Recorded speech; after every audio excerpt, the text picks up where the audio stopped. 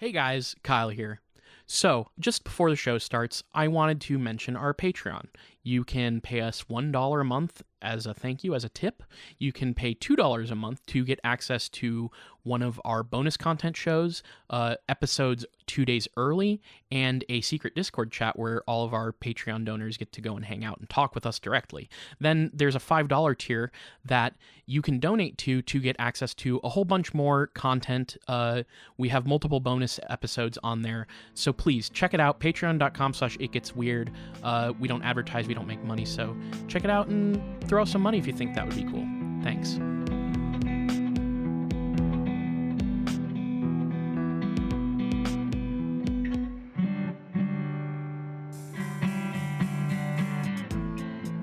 Welcome to It Gets Weird, our comedy show where we explore the unusual, the unbelievable, and the unexplained to try and make your world a little weirder. I'm Kyle. And I'm Niall, and today I'm riding high on the vibes of 70s Japanese jazz fusion. I spent the day listening to almost almost exclusively for like a full work day. So I sometimes you just have to have something like steady, constant, and positive without lyrics that you're too focused on. A lot of it's instrumental, some of it has, there's collaborations and stuff. But man, I took my headphones off after work for a little bit, and the silence was like so weird. Did you ever have that where you just you go down like a rabbit hole for long enough that like you take your headphones off and it's like, oh, that's what the real world is like weird. Yeah, absolutely. You sit for a couple hours with music playing and you just are struck by silence. I've had that before. And also, there's a little bit of a weird, mental synchronicity here because I also, for whatever reason today, just found myself, we were just talking, I'm listening to Masayoshi Takanaka, and it is really, as the kids say, very vibes-based music. And I choose to believe that our decision to listen to that sort of general area of that vein of music is some sort of synchronicity between us. I think it happens. Like, we do hit these points, or I think you hit the city pop train before I did. I remember like maybe a year and a half ago, you talked about it for a little bit, and I think I was on the opposite end of my listening. I think I was like on a knocked loose kick or some shit, and it was like I wasn't ready for it. But man, it hits. Well, this is the knocked loose to city pop pipeline here. It Gets Weird. I mean, I do think that stuff got really trendy, and then of course as soon as anything gets trendy, people then have to reach for ways to shit on it. But guess what, like there's a lot of really good music, and there's some good stuff in that genre. I'm bad with names because they're all Japanese names, but I've listened to a good amount of that stuff. I know the song is called like Hanya or something, but there's a song that I was straight up obsessed with when I was talking with you about that stuff. I think her name is Tomoko Aran. There's that sounds right. I want to say that's who it is. And there's a really great album by Tomoko Aran that I really like. So recommendation of the week: check out some Japanese pop music and jazz fusion. Give it a shot. Yeah. I'm looking through my recently liked songs, and it's just like all. I've been on a tear. This is it's a good hit for the week. If you ever need just like very happy, chill, fun, bouncy stuff. Shit. Also, similarly, Yellow Magic Orchestra. Oh yeah. And you should go listen to that as well. I got a big dinner I'm planning on making when we're done here because I haven't eaten all day, and I'm very excited to make that dinner. And I think I know the soundtrack now. Yeah, it would be good cooking music, sure. Yeah. I yesterday Jules had me cooking to Warren Zevon, which also worked really well. That's great cooking music too. Well, speaking of synchronicities, it does tie into our episode this week. Oh, really? A little bit, yeah.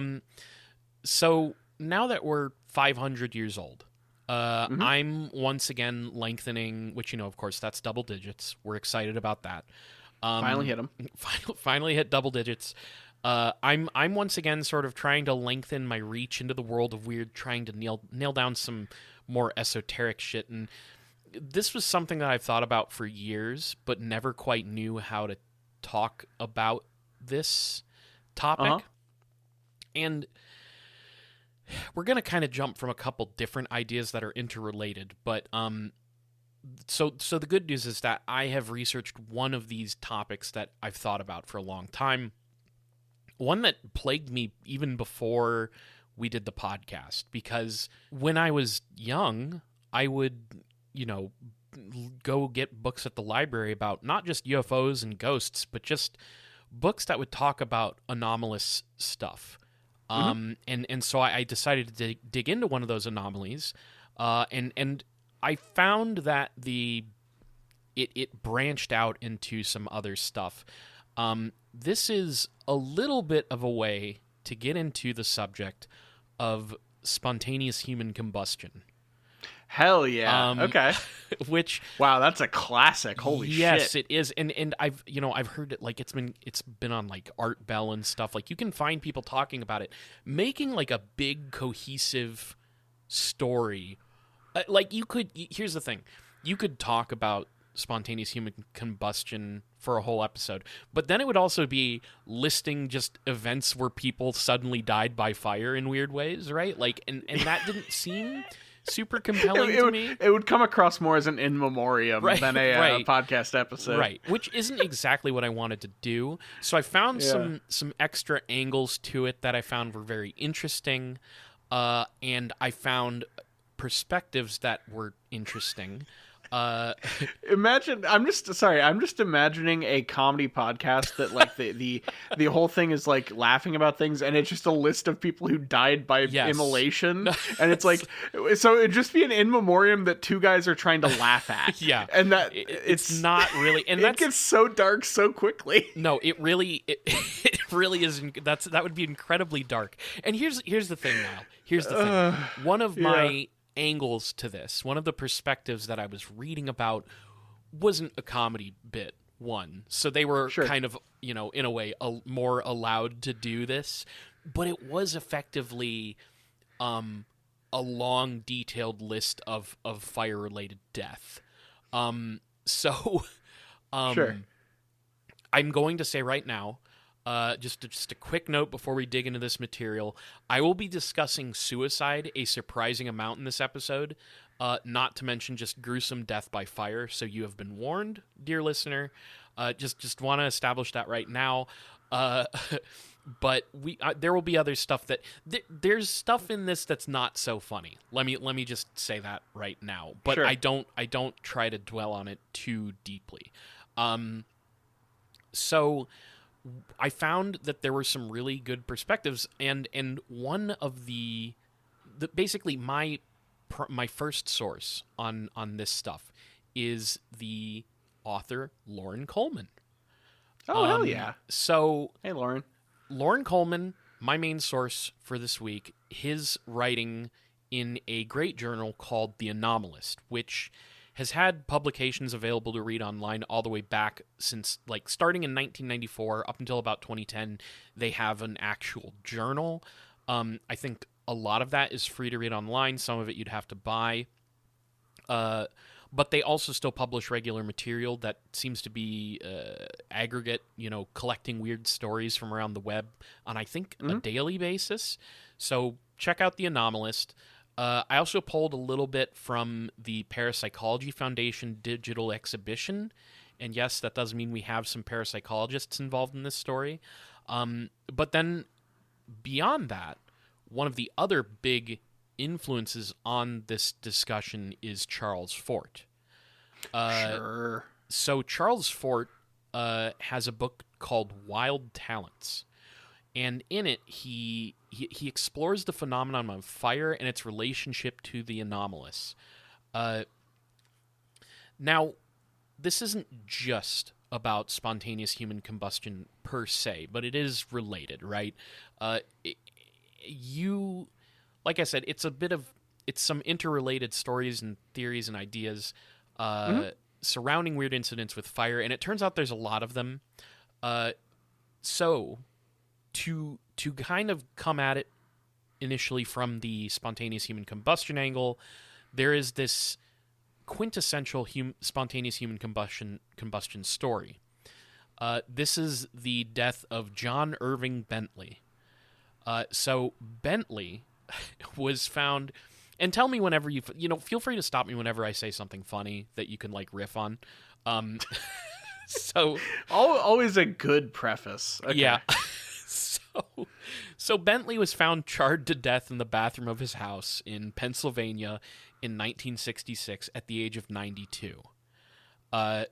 So the way this story goes is that one day a local meter reader named Don Gosnell discovered the remains of Bentley in his house.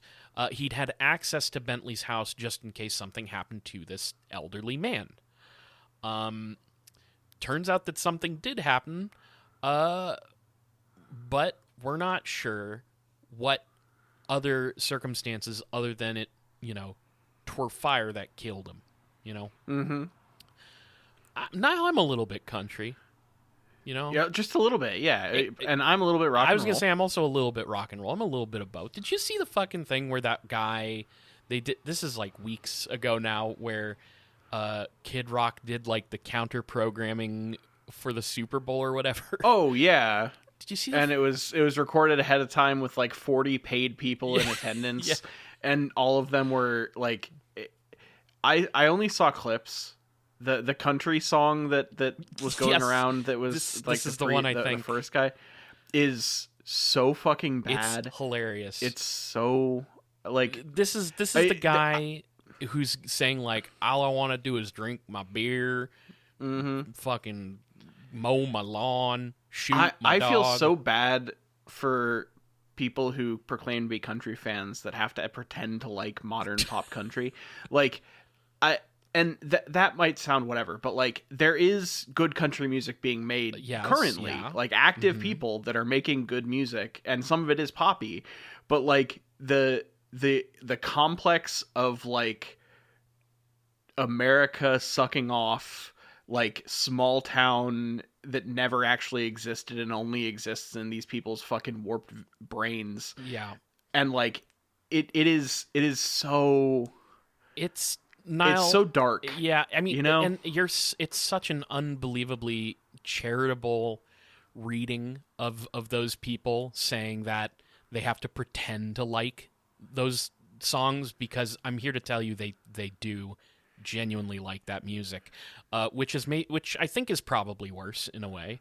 Yeah. But that horrible, I mean, that song where the guy's listing off things that he just wants to do, it's like, I mean, that song, you should have just titled it, here's a list of things that you can actively do right now. Which is it's so shitty. Anyways, that's a total digression. What's the fucking guy who wears the like almost mask with the dangling bits that makes country music? That's he's gay. Yeah. Yeah, I know the guy, and I just can't pull the name. I'm forgetting his name right now too, but his music's good. Hang on a second, I'm gonna Google something. Gay cowboy. Also, Sturgill Simpson exists. Sturgill Simpson. Drive-by truckers exist. I don't know. Yeah. I feel bad that I can't remember this guy's fucking name because Orville Peck. That's his name. God. Orville Peck's really good. I like Orville Peck. Anyways, that's our little country digression. So as I was saying, they don't know exactly. Well, okay, they know fire killed this guy, right? Yeah, there's but they don't have the exact mechanisms how the fire came to be. Yeah, so if you've looked into spontaneous human combustion before, you're probably familiar with the photo that was taken of Bentley's remains. So it's a photo of a tilted walker, like a walker that's like sort of fallen over in a bathroom. And there is also just the lower portion of his leg with its foot still in a slipper. And then there's, of course, this burnt to a crisp, like, hole that's surrounded by black ash where an old man used to be. So the rest of his ashen remains are at the bottom of the hole that had burned into the bathroom floor. And like I said, literally all that was left of the poor man was his lower leg and foot. One of the things that gets pointed out by people who are spontaneous human combustion enthusiasts is that his walker, like, even though there was this fire that was devastating enough to straight up reduce this man to ash, except for his foot and slipper, there's also his walker, the, like, rubber caps on the bottom of the walker look almost untouched. And then, of course, there's the slipper and the leg and stuff. What the point of that is, with the spontaneous human combustion idea, is that these fires are, like, hyper localized and not like, it seems to, like, mean that it originated in, like, the center mass of his body. Yeah. Like, you know, and burned out from there. So the things that are on the floor are the least touched, except for the hole in the floor. That I don't exactly understand how this functions, but maybe fire, you know, works that way. And like, you know, there's the skeptical interpretations, right, where basically the skeptical interpretation of what happened, like why the fire behaved sort of the way it did, to the point where it burned this hole and then continued to burn his body until he was ash. There's some sort of draft effect where, like, when it burned the hole into the floor, which I think the hole in the floor happened because the floor, it, like, went down to the basement, right? And there's an effect where the way the air flows through that hole and through the basement and up into the bathroom, it would just keep the fire going and burning. So he was reduced to ash because the fire just kept, it was there. It never went out, really, right? Like, it just kept burning him. So the story of what happened here is that Gosnell, the meter reader, he sees this and he freaks out and he runs from the house and immediately calls up the gas company offices, and he's screaming. Supposedly he screamed into the phone, "Dr. Bentley's burned up." And the official coroner's report says that it was, quote, "death by asphyxiation and 90% burning of the body." So from here, how did the asphyxiation come to play? So here's the skeptical non-human combustion version of events. What they think may have happened is that Dr. Bentley had accidentally caught his robe on fire. There's a couple of ways this could have happened. So one of the things that they discover at the house is that he was known for smoking a pipe. In his bedroom, the pipe was at his bedside table. He dies in the bathroom. What they think may have happened is some way he dropped, perhaps from his pipe, dropped burning ash onto his robe, which caught fire. He was wearing a robe. Sure. The scene in the bathroom is the smoldering robe was, like, tossed into the nearby tub. So what they think happened is that he accidentally lit himself on fire somehow, perhaps with his pipe. There was also a thought that maybe he had a match book, like matches, in his robe for smoking his pipe specifically, and then it accelerated the fire. Kind of got worse when that lit up. He runs into the bathroom as much as a 92-year-old man can, throws the robe off, but the smoke inhalation and stuff causes him to collapse quickly. So the asphyxiation comes in there, where, like, they think he probably asphyxiated and collapsed and died and then continued to just burn until he was basically nothing. Okay. I could see that, sure. Yeah, so, like, when they recover the robe, too, there's this little piece where they say that it was, quote, dotted with burn spots from previous incidents. So there's precedent for him accidentally dropping burning ash and stuff from his pipe onto his own robe. This was a smoking robe, and he was all set up to just smoke that thing. and he may have caught on fire. So, a horrible way to die, but I would also say at least he got 92 years out of life. Honestly, it's worth it for your Wikipedia entry to have your known for section described as mysterious death. That's badass, and I kind of hope that's the wiki page in store for me in the future. I mean, we can try to make that happen. Well, I think that we're going to start to eliminate the mysterious part of that if we try to make it happen. You know what I'm saying? All right, we'll take this off mic. Okay. Now, Loren Coleman points... He takes this as the sort of exemplary case of spontaneous human combustion, or SHC. Okay. And he takes this and then moves on to like point towards a number of odd cases of mysterious fires and their relationship to paranormal events. So he doesn't... Before we move on here. Yeah. What caused, if we're going with spontaneous human combustion thing, what is there any, I know spontaneous, but like what is the explanation for how he happened to combust? You know, like we have the real life explanation of coals in the pocket, whatever. What is it? Just literally he sat down to go to the bathroom and just all of a sudden exploded? I mean, I think so. Coleman doesn't say anything about that. I do think that the spontaneous human combustion true believers, they'll have a wide range of beliefs. There's everything from like there are certain biological circumstances with the human body that can cause it to just suddenly combust, right? Okay. Some people like that some people will say that, right? Then there are people who will say something more paranormal may be going on. That's kind of what Coleman dips into here. Okay.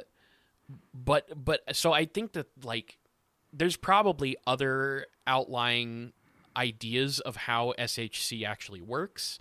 If you believe there isn't a mundane explanation for it. But those are the two that I sort of encountered. Is like you'll see like almost folkloric stories of like, yeah, the human body can just do that. You know, JFK's head just did that. You know, yeah. You'll find that, but then you'll also find the paranormal side of things. So Coleman takes this exemplary story and starts to talk about these odd cases of mysterious fires and, like I said, their relationship to paranormal events. And from here, there's a bunch of interesting stories that I was able to kind of check out. So Coleman, like I mentioned, he talks about Charles Fort's book Wild Talents for his personal inspiration to investigate mysterious incendiary phenomena. And Fort does catalog a number of weird tales of mysterious fire. One of the ones that I thought was very interesting is he has multiple stories of these strings of mansion burnings in England. Like specifically, this means specifically mansions were catching on fire around the same time and often without good explanation for the combustion mechanism. So it was just like in the same geographic and temporal area, these mansions were just catching on fire. Why? That's a great question. Not sure. So Fort puts forth this idea that unexplained fires could be a manifestation of a paranormal event, a poltergeist. Okay.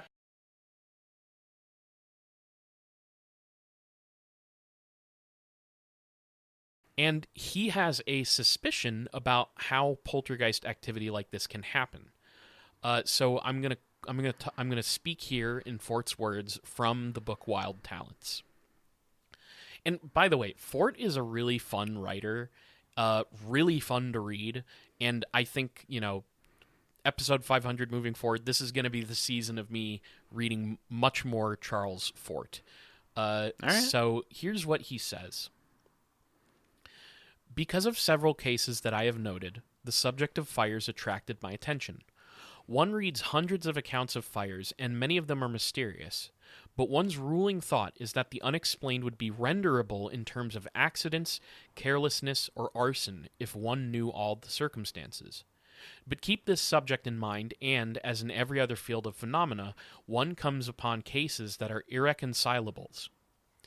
So here he has the Glasgow News, May 20th, 1878. Doings in John Shattuck's farmhouse near Bridgewater. Fires had started up unaccountably. A superintendent of police investigated and suspected a servant girl, Ann Kidner, aged 12, because he had seen a hayrick flame, which hayrick like a hay stack.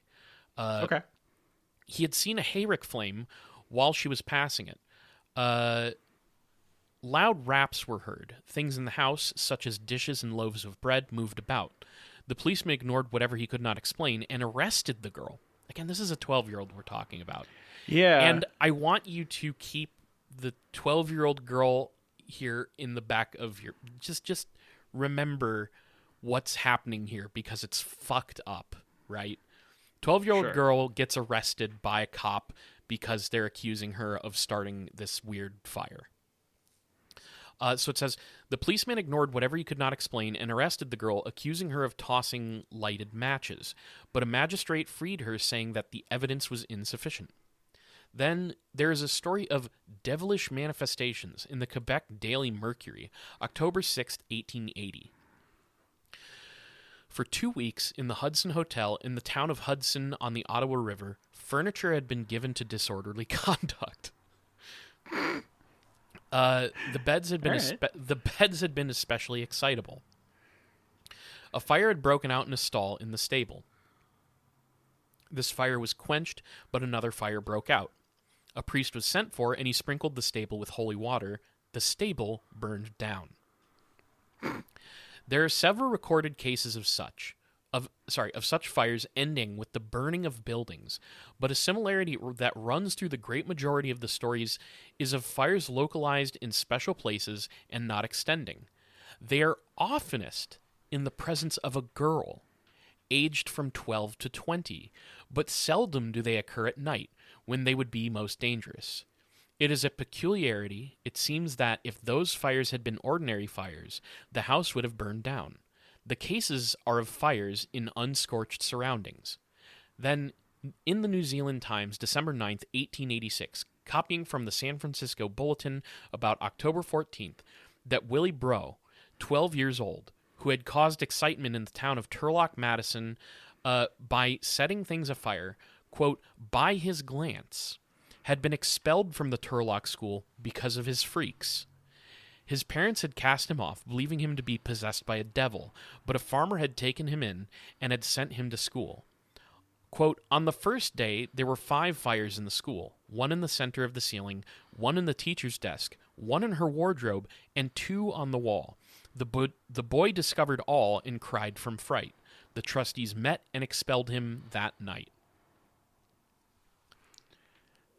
Interesting. Okay. So, small localized fires that just keep fucking happening. That is pretty weird. That's pretty strange. And a lot of times in children. Somewhere near children. Mm-hmm. Sure. Mm-hmm. Fort collects many, many stories like this from around the world that he deems, mysterious. And one of the data points he was interested in was the presence of children, like I said. Mm-hmm. But this was especially around young girls. He uses the case of a young girl named Jenny Bramwell, who was a young and sickly girl adopted in 1891, who reportedly could start highly localized fires with a mere glance. It's very similar to this young boy in the school, just like looking at things and them catching fire, supposedly. And the story goes that this ability would be spurred on by her bouts of illness. This is an important point, too. She was sickly. Things were fine when she wasn't in the throes of illness. When she stopped being sick, the fires stopped happening. When she was experiencing illness, and I don't know what illness, that's when fires would happen. Okay, so we have kind of like is the theory that the sickness is some form of possession or something? I bet you that's an interpretation that's out there, although this doesn't seem to be a very well-known story. But that's not where we're going with this. Okay. So here's more of Fort's own words.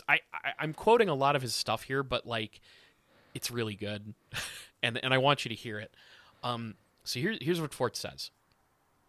Let's have just a little minor expression or organization, a small composition arranging the data of poltergeist girls.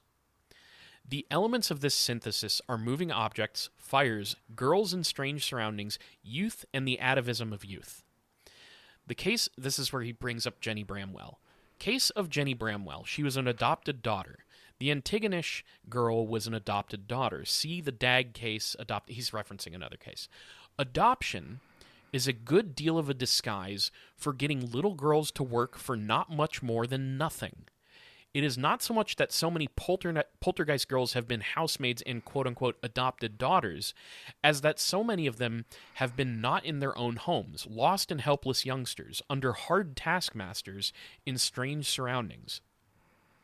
Or the first uncertain and precarious appearances of human beings upon this earth, and a need for them, and a fostering, a nurturing, a protection, far different from conditions in these swarming times, when the need is for eliminations.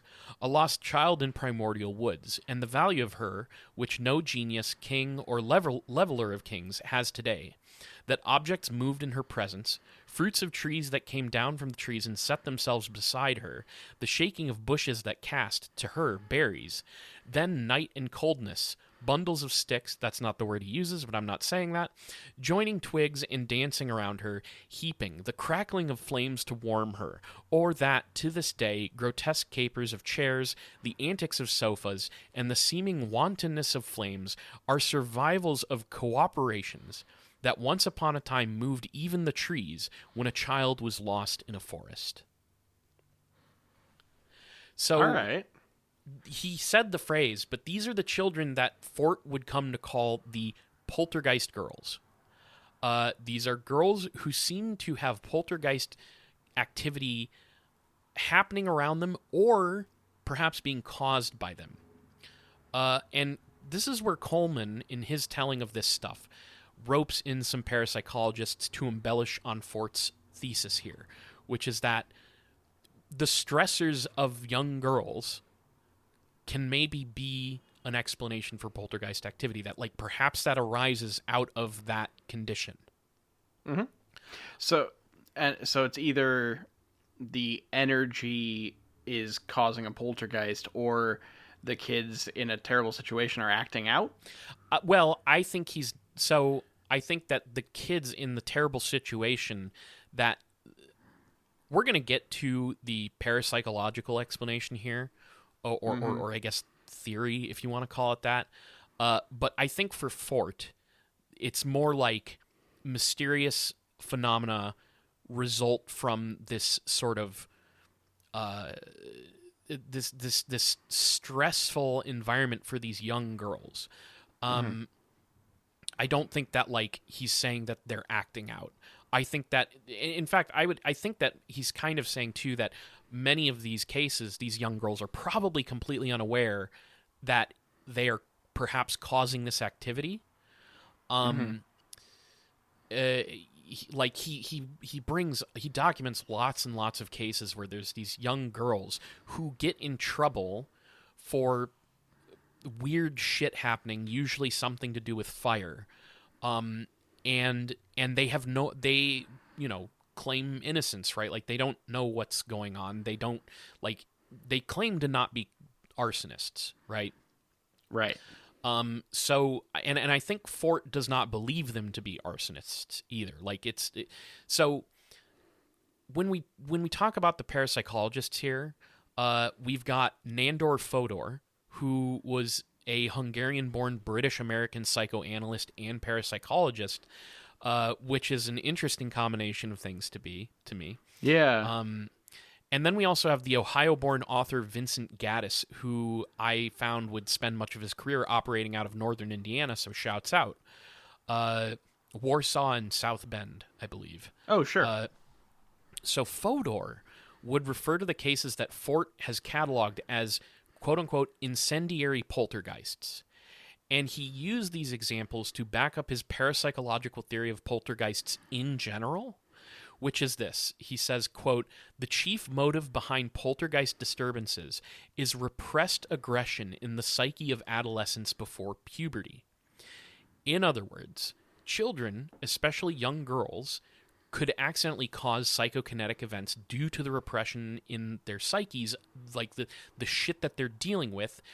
And I think that the sort of thing that follows that, even though it's not explicitly said by Coleman, is that these young girls were put into worse situations probably than a lot of young boys. It's like Fort says, how like you would adopt these children and they would basically be almost like slaves. Like they would do work for you. Like that's what adoption meant in a lot of cases, is we're going to adopt this young child. They're going to come and they're going to work on our farm. It's not, it's not some sort of notion of like, oh, we're going to have a daughter. Like obviously that probably did exist, right? Like that people wanted to adopt kids. Maybe they couldn't have kids or whatever, but it's basically indentured servitude.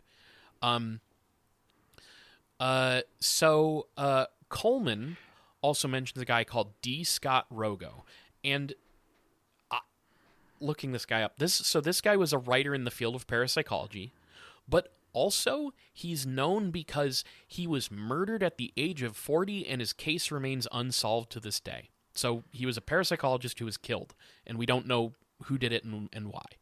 Okay. So I bookmarked that. Yeah, that's... It's just a weird aside, but he is, and like when Coleman was writing this, it was 4 years after this guy was murdered. Like this was a guy who was active, and he was 40 years old, so he presumably was going to continue researching in that direction, but he was killed. Wow. Very okay. odd. Anyways, all these parapsychology researchers made note of the fact that young people were often present for poltergeist activity. And I think that we've sort of observed this when we've talked about certain hauntings that seem like poltergeists and possessions. A lot of young girls, it turns out. A lot of young girls. And we also kind of talked about how, like, especially in the case of possession, it's another sort of it's another sort of paranormal version of the, hysteria bullshit, right?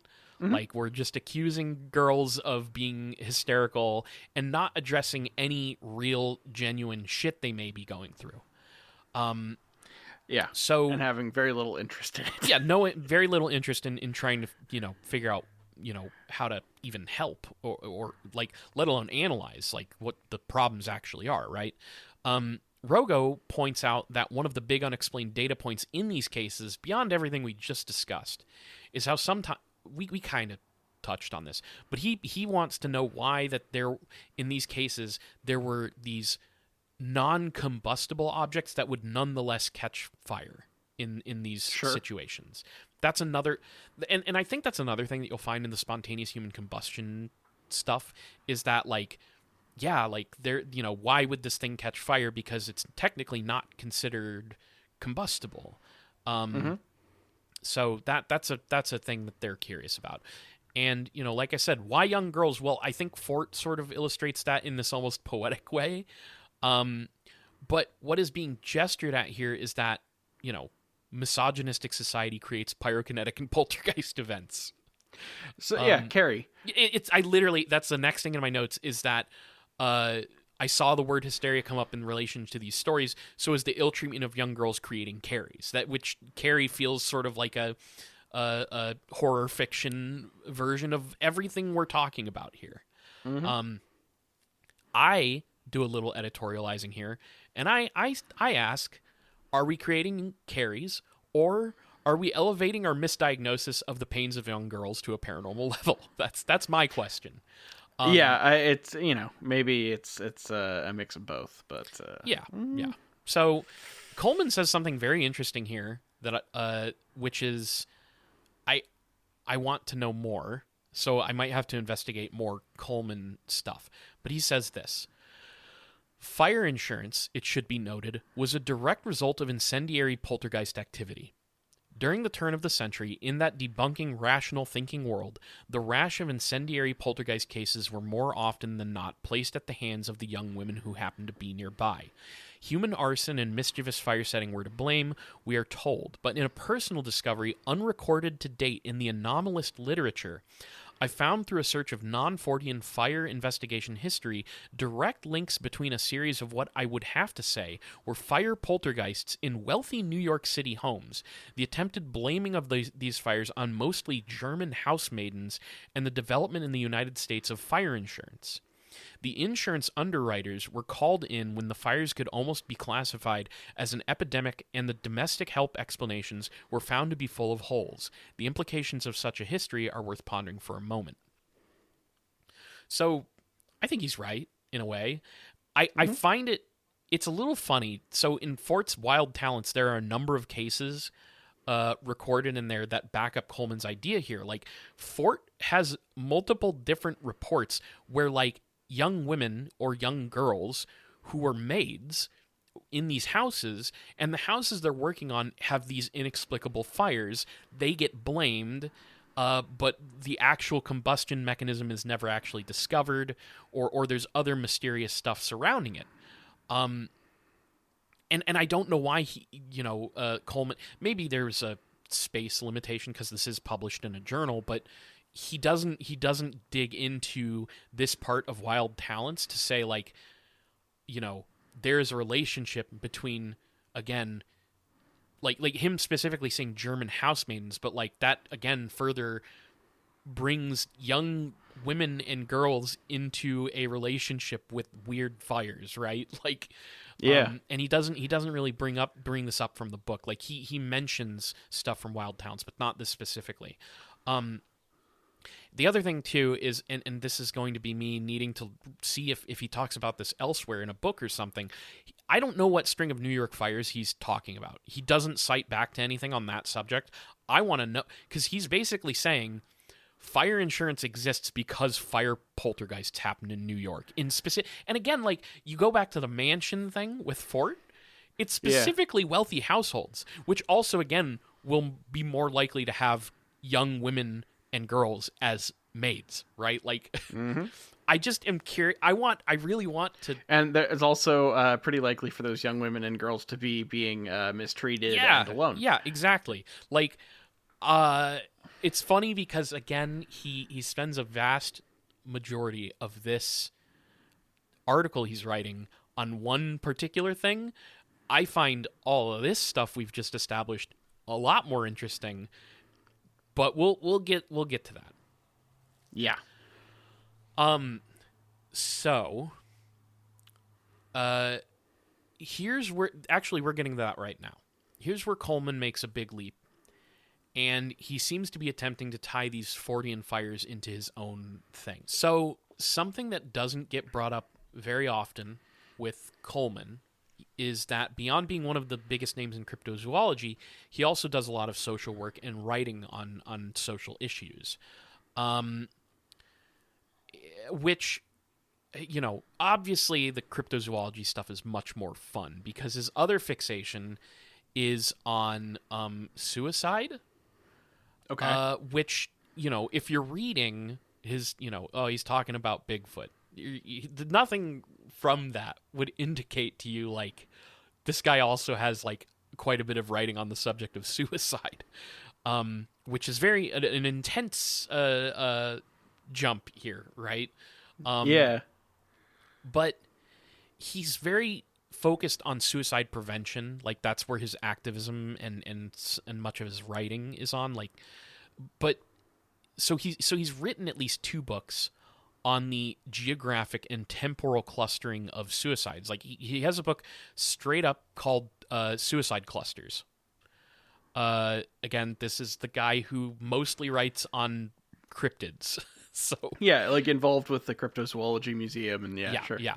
He also has another book called The Copycat Effect, which is what it sounds like, where he's investigating copycat cases of things like suicide, but also school shootings and other forms of violence and stuff. Like, I wouldn't really want to read it. I mostly want to read it now because he has like an odd, somewhat Fordian framework for that we're about to get into for how some of this stuff functions.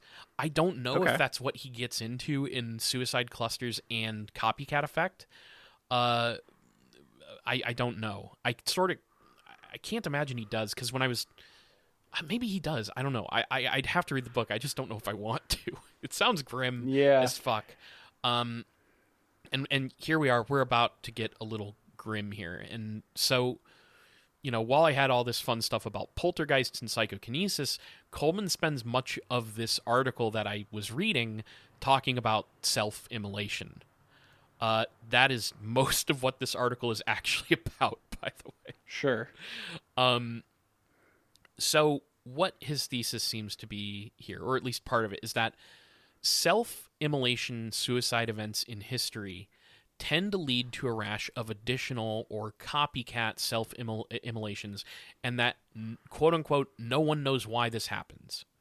Like, it's a little bit of a stretch to say that no one knows why this happens. He's just... the way... he's doing a little bit of a delicate dance here, where, like...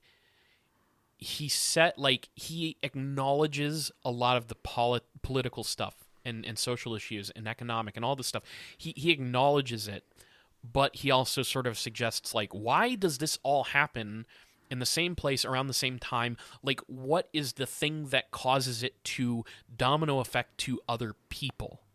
Why do so many people do it and around the same time and area? That's what he's saying, like, we don't quite understand why this happens. It's the same thing with just his basic idea around the suicide clusters thing, which is like, why does this happen? Why do these things happen around each other? Now, my understanding of suicide clusters is that he has a lot of criticism that he's making of media, and news media and stuff, which makes a lot of sense. But much of the section of this article is explaining these many different and widely publicized self-immolations and the self-immolations that followed. And like I said, he also provides the socio-political context in which these things occurred. So that would be things like protesting Vietnam. There's a lot of protesting Vietnam. It doesn't surprise anybody. That's where a lot of the most famous self-immolation, stuff happened, was in the 60s and into the 70s. In response to Vietnam. Or the other thing that he brings up, this Soviet reaction to Lithuania's declaration of freedom. Oh my God.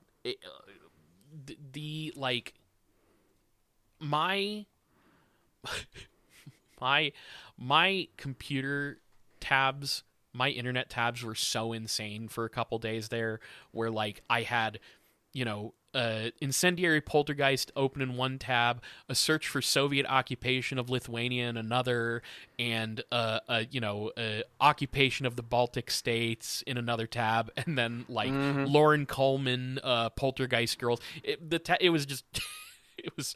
If you had been shown all those things, you had been like, what do these have to do with each other? Yeah. We got some weird unconnected dots there. Sure. Yeah. But so he's talking about these things, and these things are born out of intense political moments. But I generally like Lauren Coleman. But for some reason on this subject, he wants to maybe try and go further than saying it's just the political moment. I guess his questioning is almost like, why specifically self-immolation? Although he doesn't quite word that question that way. Like, here's what he says. He says this, okay? These fiery suicides seem unrelated perhaps to Fortean phenomena, but I propose we dismiss the connection too quickly. Are we dealing with a process we do not yet understand? Can we say these rare events are merely a Lithuanian reaction to a Russian political and economic pressure, or a college town protest of Bush's war against Iraq? Something deeper appears to be happening. So, I'm not going to disturb you with all the grisly details of the suicides that Coleman cites here, but suffice to say, there are a lot.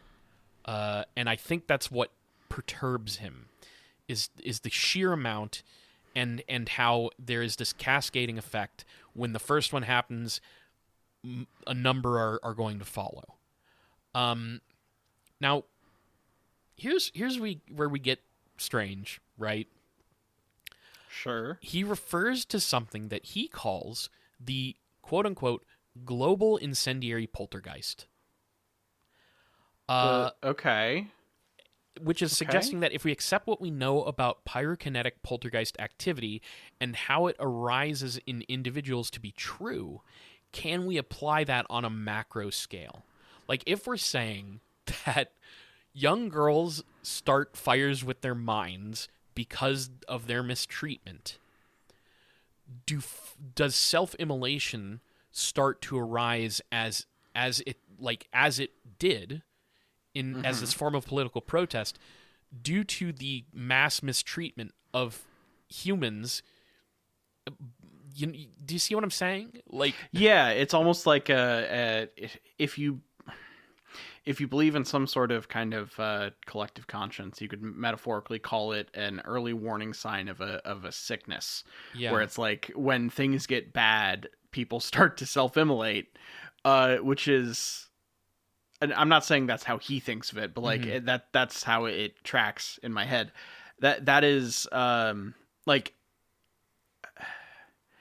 I almost said there's something to that, but not in the way that like I fully believe it, but in a way that like it's a framework where those things are correlated because it is like people feeling like there's no other choice, you know? Right.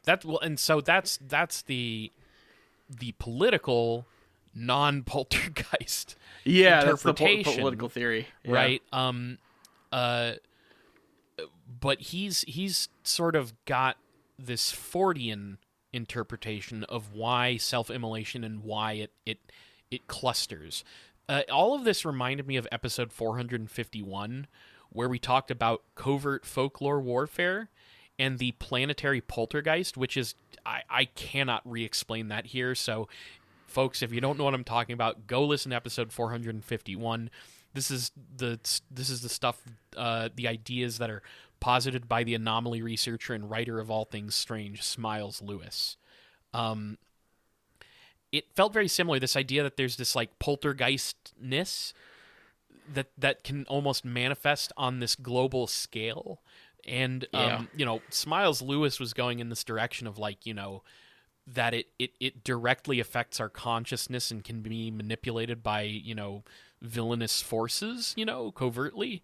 But Coleman seems to be suggesting that our relationship to fire, self-immolation, and these mysterious fire events almost blossom out of a social psychic wound.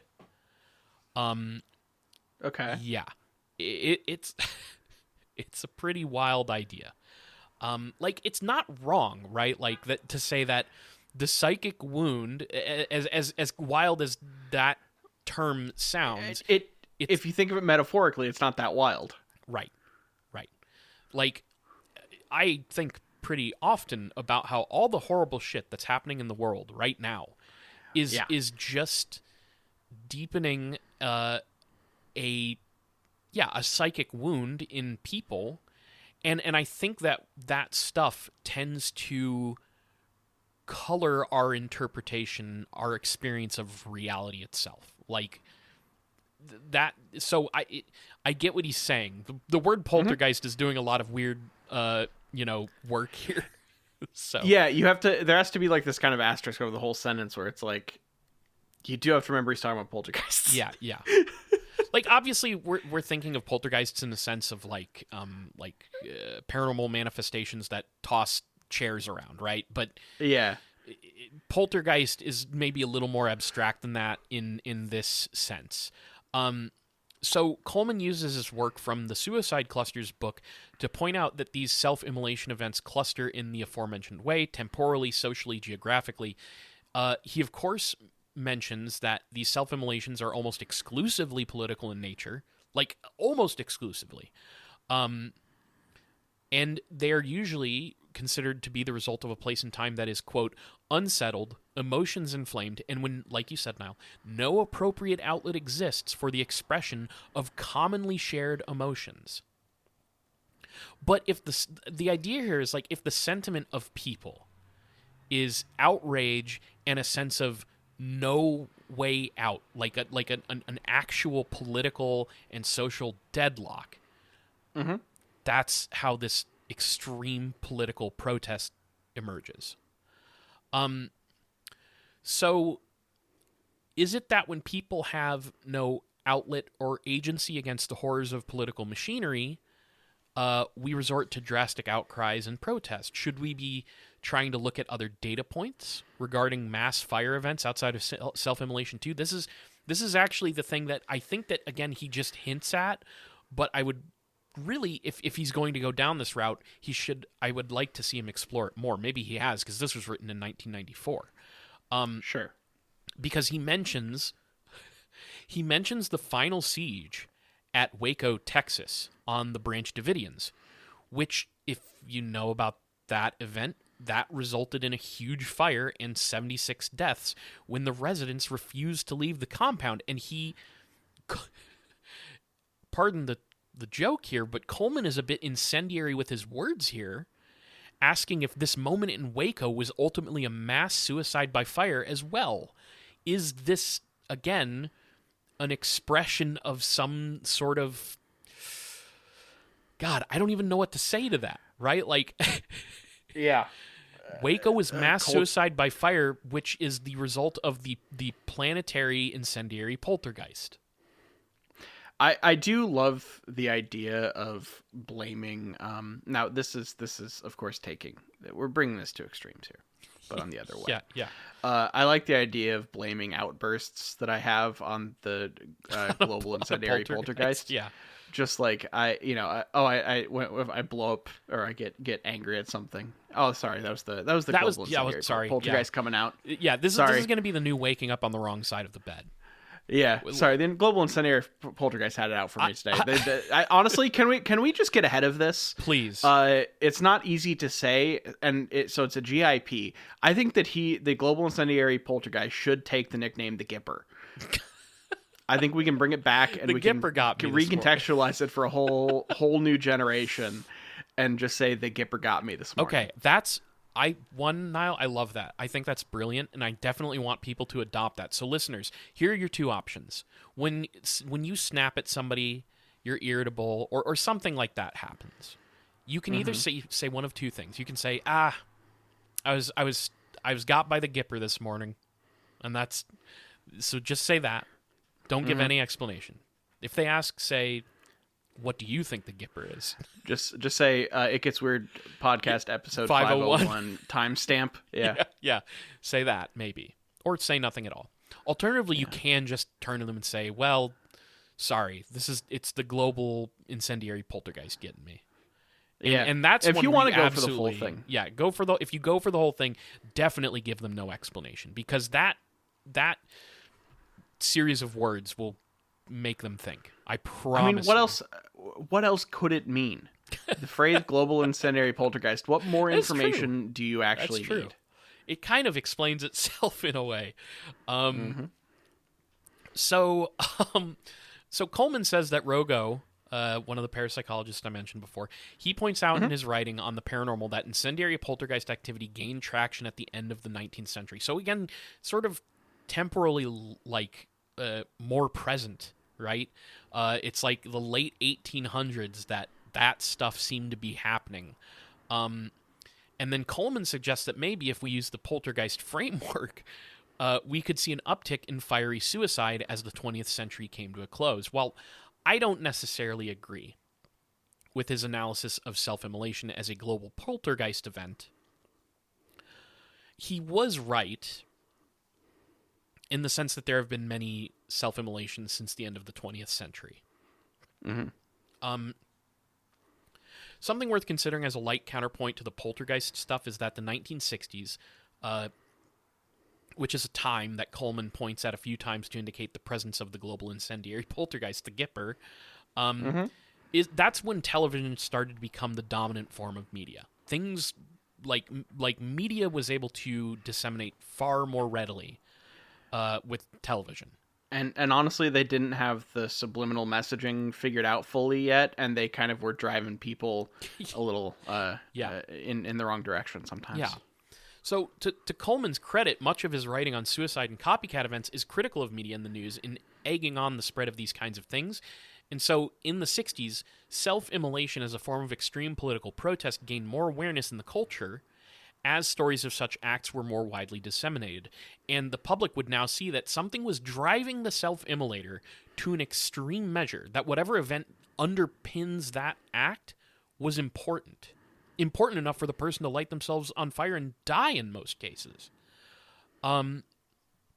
So, all that being said, and I'm sorry that this one ends on such a grim place, but I wanted to just throw this at you. So, let's not forget that in the last few years, we had some very publicly visible protesters self-immolate in protest of the Israeli occupation of Gaza and the genocide of the Palestinian people.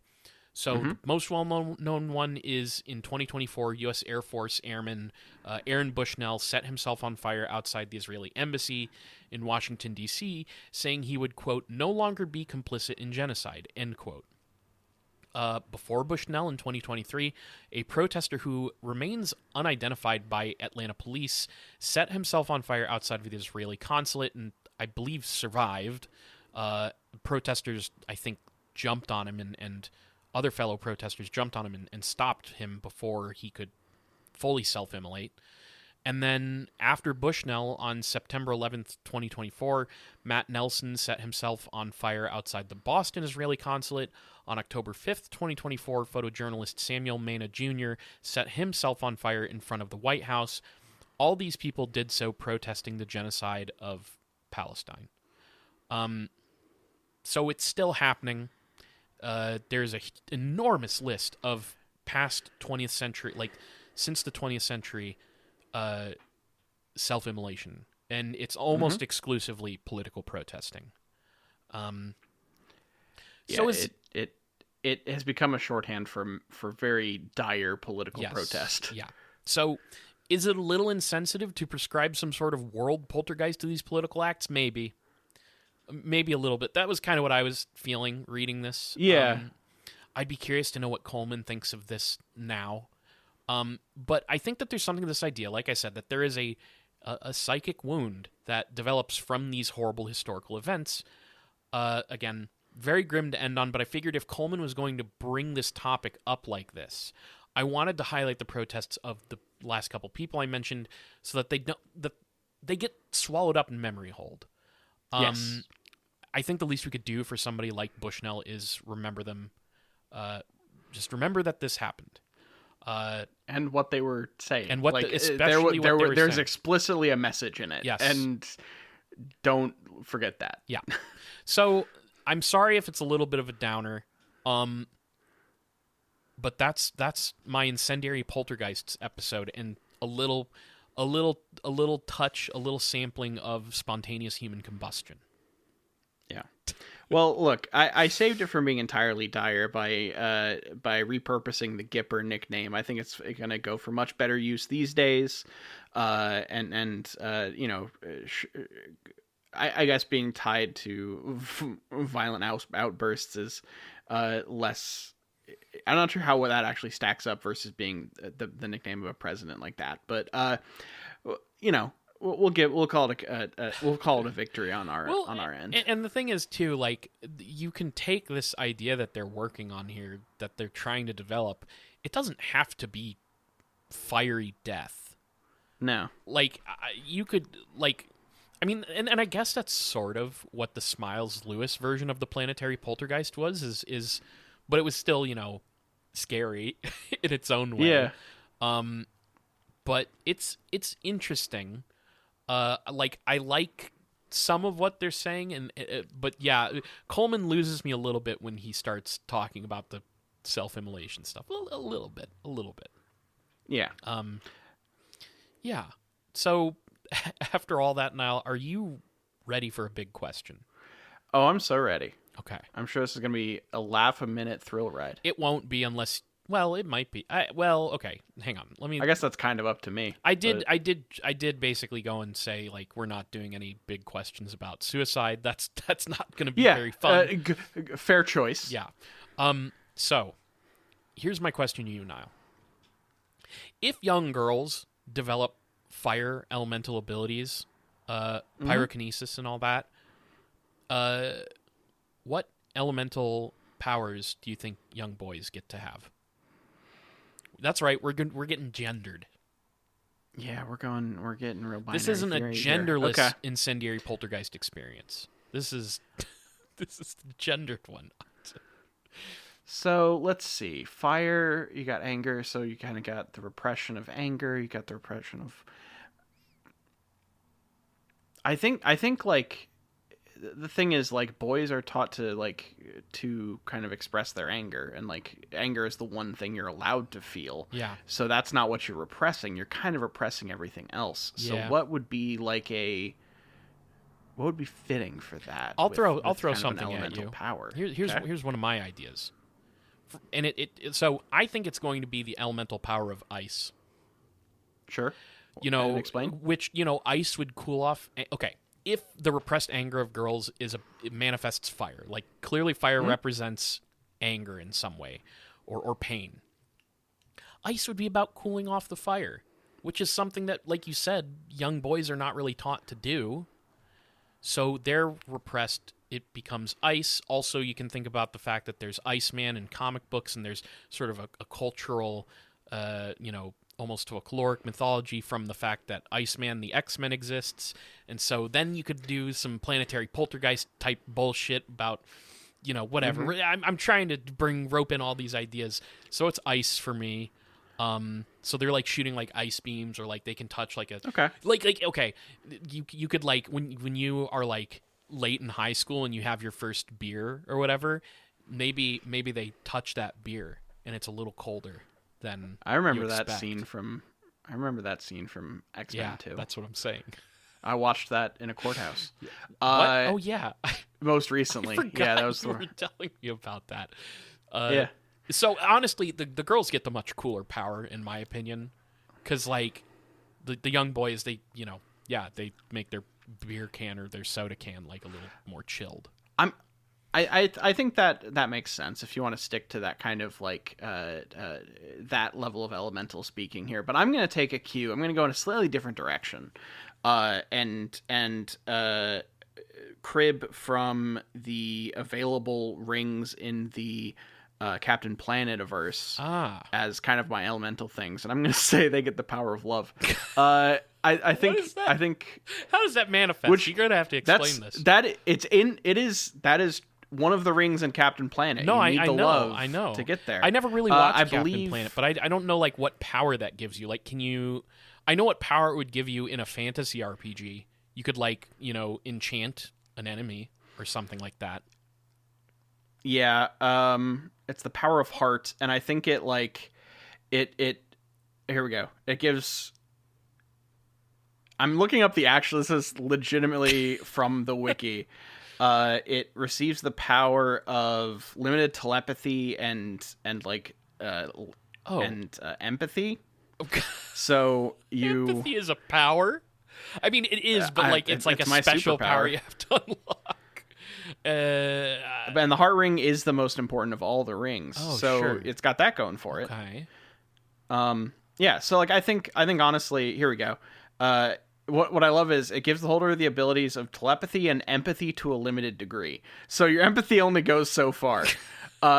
Despite being the least offensively capable magic ring, it makes up for this by having a plethora of uses. It can be used to communicate with Gaia and the 4 other rings while they're all conscious. You can deliver mass warnings messages nearby. It can be used to locate other magic rings. It can sense the presence of any animal, summon them, and help and read their thoughts if they need help. That sounds like a late season edition when they were running out of things to do with the ring. Oh yeah, now animals? you can do stuff with animals. It's kind of cool. And it has like healing powers and stuff a bit. Illuminate dark. So basically, they made this thing a multi-tool, which I'm gonna keep with this. I think this works because fire is if we're talking about the power being metaphorical to the repressed feeling, I think that the heart ring makes some fucking sense. Oh my God. So we're going with that. Healing powers and like sort of a kindness and love that, Niall, we have a perfect example of who manifested these exact powers. Mm-hmm. Who's that? Jesus Christ Almighty. Yeah, the heart ring is a bit, other than like the speaking to animals thing, which did he not do that? Oh my God, no. There. He did the thing with like fish, right? I saw this exchange on social media where someone was posting about what's that? There's that movie right now called like Hoppers or something. Oh yeah, and yeah. It's like talking animals. That's the only thing that's important here. I don't know anything about that movie. But someone was like, I just went to go see this movie. It's really cute. You should go see it. And someone went, there is only one place in the Bible that there is a talking animal. Any other example is sacrilege. And the only example is the snake talking in the Garden of Eden. And I almost went to go find the post so I could reply, there's a fucking talking donkey. Like, is there one really? of the most famous stories in the talking donkey is that like Dominic, a biblical the Italian Christmas donkey? No. But there is legitimately, there are more now. I think there might be actually more than that, but there is definitely more than one talking animal in the Bible. There's also fucking dinosaurs in that thing in the Bible. Yeah, and there's like dragons and shit in Revelations if you go that far. And like eldritch horrors, the Ezekiel's wheel, aliens probably. I mean, the list goes on. So Jesus Christ was the first example of non-incendiary poltergeist. Love poltergeist. Jesus was the original GIP-er, global incendiary poltergeist. You know? Yep. Well, Jesus was the first to get GIP-ered, to receive a GIP-ering. The the crucifixion ended with self-immolation. Oh no. Or not self, or maybe spontaneous human combustion. Yeah, they nailed him up there, and he just fucking explodes. Yeah, he just did that. He just fucking did that. This is a biblical cover up. This is maybe one of our more sacrilegious episodes. That turns out I didn't anticipate that, but I don't know. We did a whole episode on Jesus in Japan, which I think that's true. Does count as blasphemy. Actual blasphemy. So yeah. But I we're close. You got to do it every once in a while, you know. It's fun. Like what was it? There's some Tumblr post that I always like when I reblog some. I don't use Tumblr that much. I get on it like once a week and reblog like 2 things and then get off it. But I immediately got a reblog from Garrett that was like, "What, you think you can't make fun of Catholics?" And it's like, no, I'm with you. It's fun to make fun of the Catholic Church. I love making fun of the Christian religion. It's a good time, frankly. In all, peace and love and all that, y'all. Yeah. Especially if you're a listener of this show, because I would prefer to retain you. In true Ricky Gervais fashion. Well, not Ricky Gervais, because he's an ardent atheist. I was gonna say I make fun of atheists too. In real South Park fashion, I make fun of everybody. You know? That's right. That's my true comment, my comedic inspiration. That's South Park. That's our biggest comedic inspiration, probably. South Park and just this, just everything's fucking stupid, frankly. To go away from South Park, I legitimately was like pitching a sequel idea for Pop Star like an hour before we started recording this podcast. So that's give me more. And I'm always I need a Lonely Island movie. And I'm always rolling up to Comedy Central and sliding a paper across the table to the executives for my pitch, and it just says on it, "What if Donald Trump was gay?" And that has made me tons of money. Yeah, I have been pulled into the South Park ecosystem. I feel like the second he's out of office, that will be a sketch somewhere. Like, I'm that's sure it literally what they happens. did on South Park. Oh, they did. Oh, they did. Yeah, they did it with. Yeah. Okay. Look, I totally memory hold the whole South Park Trump Satan thing. Like, about 3 days after it happened, because I I don't care about South Park anymore in any way, shape, or form. So I just totally forgot that and missed that you were just referencing a thing that actually happened. I got a raise, actually, when I slid that same paper with the same phrase on it with an addendum that said, Andy has a small penis. Yeah, sure. So, pretty funny stuff. Pretty funny stuff. Jesus. I really thought it was insane that the internet was going nuts over how much they loved that. I was like, this fucking sucks. Yeah, this all sucks. We need actual rebellion. Jesus Christ. Anyway, you want to wrap this one up? Yeah. We're on all the major podcatchers. Look up It Gets Weird wherever you find podcasts, and we're gonna be there. We're on Blue Sky at It Gets Weird. Check us out. I started posting there again.